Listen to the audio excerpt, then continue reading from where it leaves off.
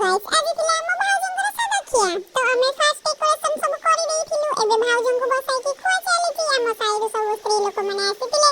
ଏବେ ଖୁଡି ମାଉସୀ ସମସ୍ତେ ଆସିକିନା ଭାଉଜଙ୍କୁ ସବୁ ଖୁଆଉଛନ୍ତି। ଯେ